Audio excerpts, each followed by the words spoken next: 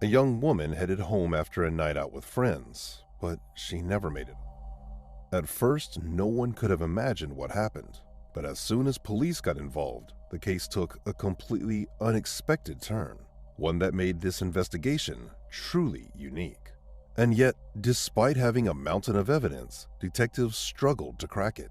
But in the end, they found a missing piece, and justice was finally served.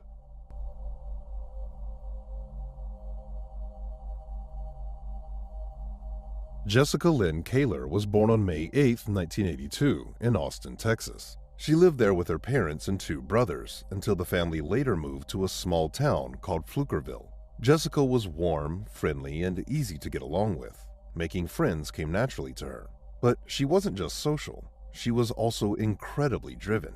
Even in high school, she had a clear goal. She wanted to be a teacher. To make that dream a reality, she enrolled at Texas State University, where she earned her bachelor's degree in science. But she didn't stop there. Jessika decided to continue her education and work toward a master's degree. At the same time, she took a job as a teaching assistant at an elementary school. On top of that, she worked part-time at a grocery store. With student loans to pay off and bills stacking up, she had no choice but to juggle multiple jobs. But even with her packed schedule, she never lost her positive spirit. Jessika believed that all the hard work would eventually pay off, and she was determined to make it happen. In September 2009, at 27 years old, Jessika was still balancing her studies with two jobs. She was hopeful that soon she'd land a full-time teaching position at her school and finally focus on the career she had always dreamt of. On September 7th, Jessika had the day off, so she spent it with her friends and her cousin, Melanie. They started the day by hanging out at the pool, then went out for dinner. Later, they stopped by a bar, played some pool, and when the night wrapped up, Jessika took on the role of designated driver, making sure everyone got home safely. Melanie was the last one she dropped off. By then, it was almost 1:30 in the morning. She offered Jessika to stay the night, but Jessika declined. She had an early shift at the grocery store and needed to stop by a 24-hour store to grab some food for her dogs. So, after saying goodbye to her cousin, she headed out. A few hours later, as morning approached, Melanie got a call from one of Jessika's coworkers. She told her that Jessika hadn't shown up for her shift, which was pretty strange because Jessika had never skipped work without a good reason. Plus, by that time, she had been promoted to store manager, which meant even more responsibility. Melanie started to worry and called a few friends, but none of them had heard from Jessika that morning. Next, she reached out to her brother John. He and Jessika shared an apartment, but he told her he hadn't seen her either. John worked as a police officer and had started his shift at 5:30 a.m. He hadn't noticed whether Jessika had come home during the night and hadn't checked her room before leaving for work. Concerned, he immediately drove back home, but Jessika wasn't there. In fact, it didn't even look like she had returned the night before. Her dogs were acting strangely, almost as if they hadn't been fed in a while. That set off alarms. Something was definitely wrong. Without wasting any time, John reached out to his colleagues at the police department, asking them to track Jessika's phone. Following the signal, police traced it to a restaurant not far from her home. Melanie and her boyfriend rushed to the location, and it didn't take long for them to spot Jessika's car in the parking lot. But as soon as they got closer and opened the door, they were met with a horrifying sight. Jessika was in the driver's seat, completely unresponsive. Her body was covered in visible sunburns, and inside the car, it was unbearably hot. Melanie's boyfriend called the police, who dispatched officers and an ambulance to the scene. Paramedics confirmed that Jessika was dead, and her body was sent for further examination. But one thing was already clear. It looked like she'd been attacked. Meanwhile, investigators began examining Jessika's car, and one of the first things they noticed was that the driver's seat was pushed way too far back. Considering the injuries on her body, detectives suspected she might have been attacked right there in the car. They also discovered that her keys, wallet, and credit cards were missing. On the back seat, they found a bag of dog food, suggesting that Jessika had been there since the night before. After all, she had planned to stop at the store right after dropping off her cousin. After thoroughly searching the car, detectives went into the restaurant near the parking lot where Jessika's car had been found. And that's when things took a shocking turn. One of the restaurant employees told investigators that when she arrived at work early that morning, she noticed Jessica's car, but at that time, Jessica was still alive. According to the witness, Jessica was sitting inside her car completely undressed and acting strangely, almost as if she was under the influence. Despite how bizarre the scene was, the employee didn't think much of it and went inside to start her shift. A little while later, she stepped outside again. This time, Jessica was sitting next to her car. She had put her clothes back on, but was still behaving oddly, just sitting there, running her hands through her hair. The third time the employee went outside, Jessica was back in her car, talking to herself and making strange hand gestures. Police found several more witnesses who had seen Jessica alive that morning, but despite her unusual behavior, not a single person called for help or even checked to see if she was okay. After speaking with the witnesses, detectives went back to Melanie and asked if Jessica could have been under the influence of alcohol or something stronger.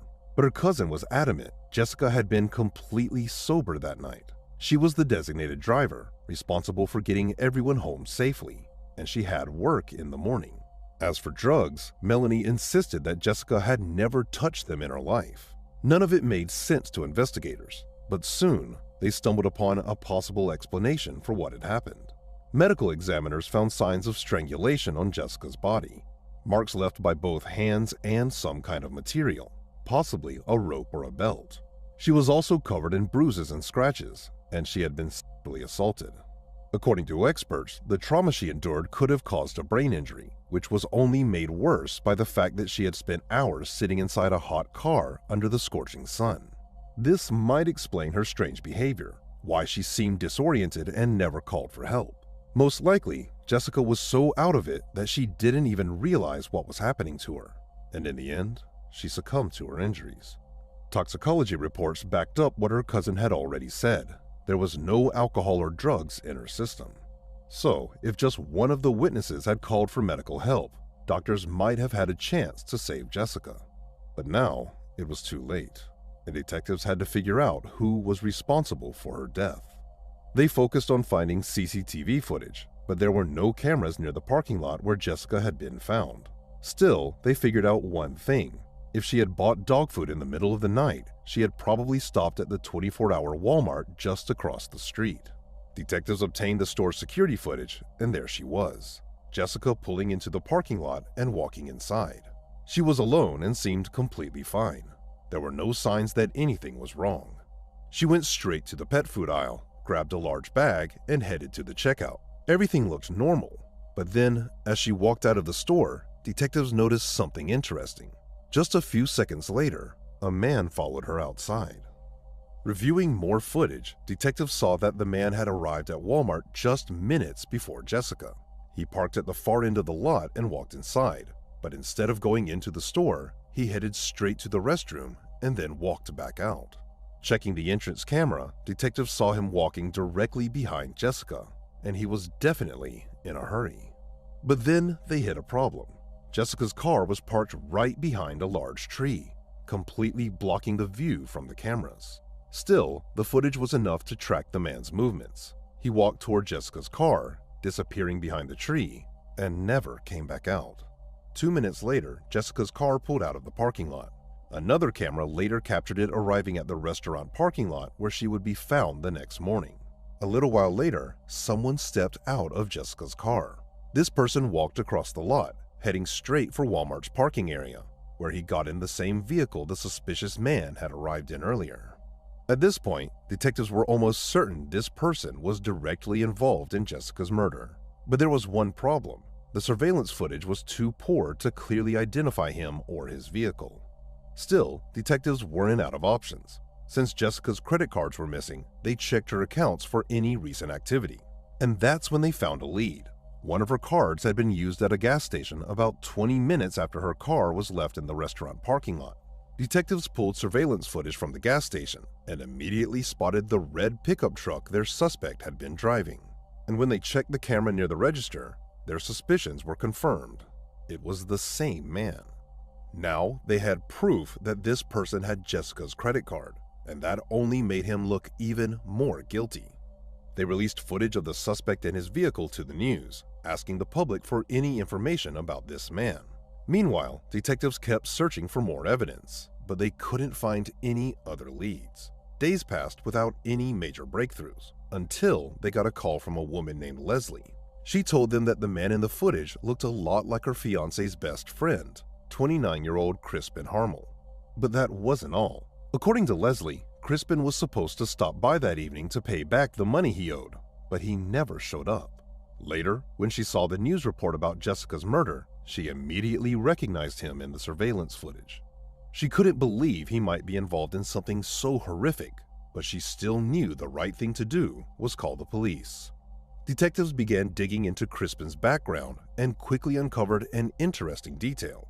Just weeks before Jessica's murder, a patrol officer had pulled him over for driving with an expired license. When investigators reviewed the officer's body camera footage, they confirmed that Crispin closely resembled their suspect. Even more telling, he was wearing the exact same baseball cap as the man in the surveillance footage. 5 days after Jessica's murder, police went to Crispin's home. Right away, they noticed his pickup truck.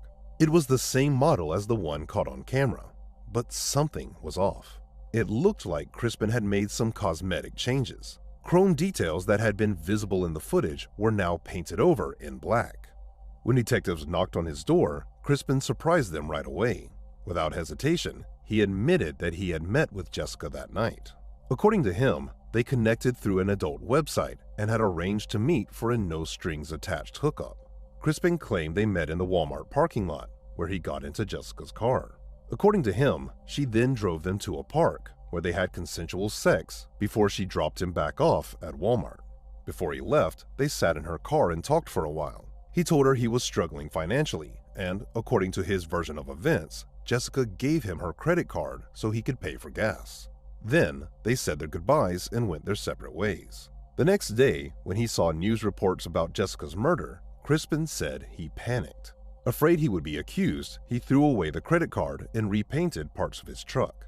Even though Crispin told this story with confidence, detectives knew it was nothing but a lie.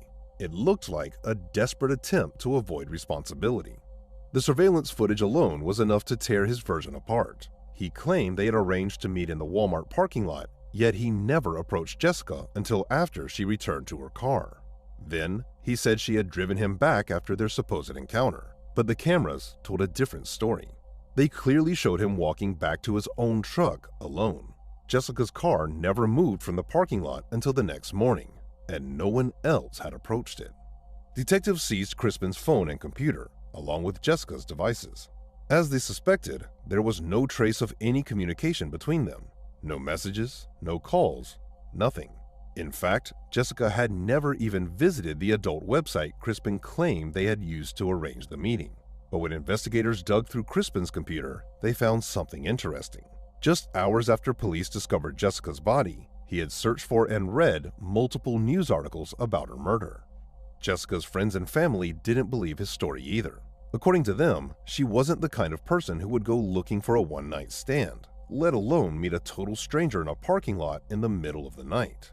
That just wasn't who she was. On top of that, she had already told her friend she needed to get some sleep before her morning shift and that she still had to feed her dogs. There was no way she would have gone out for some secret late-night date. Investigators believed Crispin was doing everything he could to shift the blame, but with so much evidence stacked against him, there was no way he could come up with a believable excuse. Based on the surveillance footage, detectives pieced together what they believed really happened. Crispin likely spotted Jessica inside Walmart and targeted her.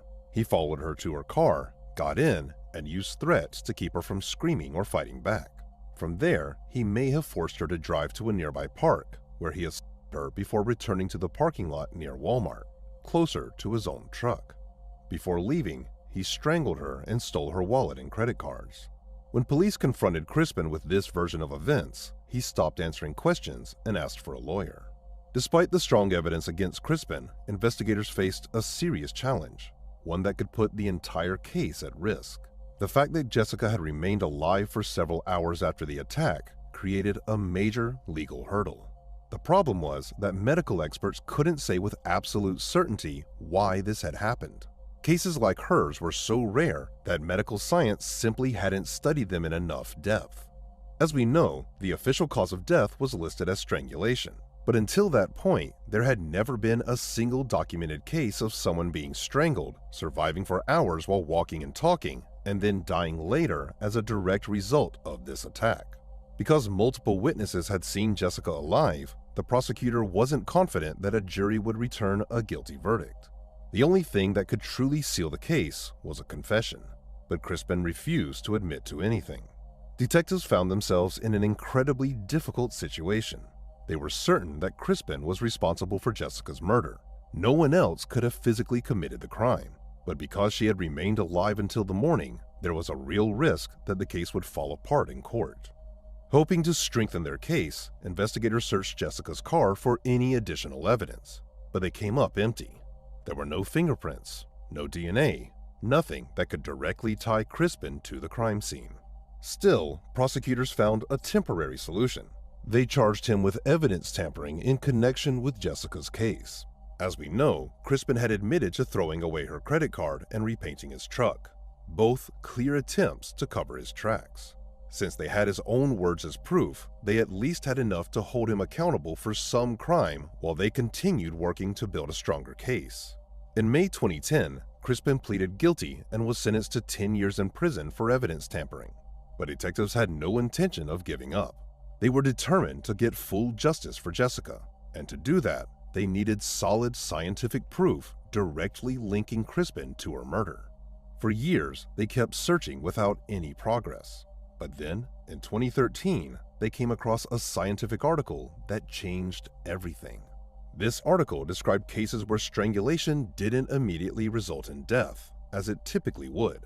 Instead, it triggered something known as delayed death syndrome, a condition where victims suffer brain damage that causes confusion, disorientation, and an inability to seek help. Everything in the article perfectly matched Jessika's behavior after the attack. It also supported the initial medical examiner's conclusion that she had likely suffered a brain injury, which left her unaware of her condition until it was too late. Detectives immediately contacted the author of this article and started building a murder case against Crispin, this time backed by cutting-edge medical science.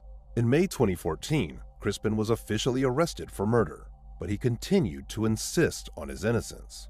During the trial, his defense attorney focused on one key point. There was no DNA evidence linking Crispin to the crime.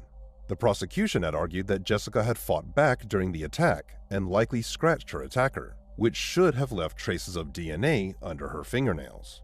However, forensic experts for the prosecution pointed out a crucial factor. Jessika had spent hours inside her car, trapped in extreme heat.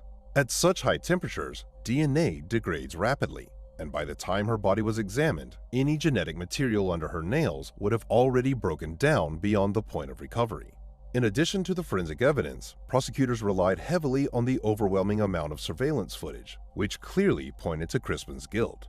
But then, something unexpected happened. Crispin's lawyer questioned the accuracy of the video timestamps used by the prosecution.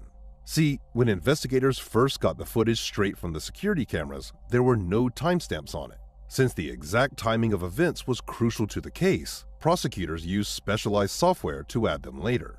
And that single detail gave the defense an opening to cast doubt on the evidence. Crispin's attorney argued that this was a serious violation because he had never been given copies of the surveillance footage with the added timestamps. In the end, the judge sided with the defense and was forced to declare a mistrial. Just like that, Crispin once again escaped conviction, all because of a technicality. However, he remained in prison, continuing to serve his 10-year sentence for evidence tampering. Meanwhile, prosecutors immediately began preparing for a new trial. Over the next few years, Crispin's legal team fought hard to prevent him from being retried, arguing that another trial would violate his rights.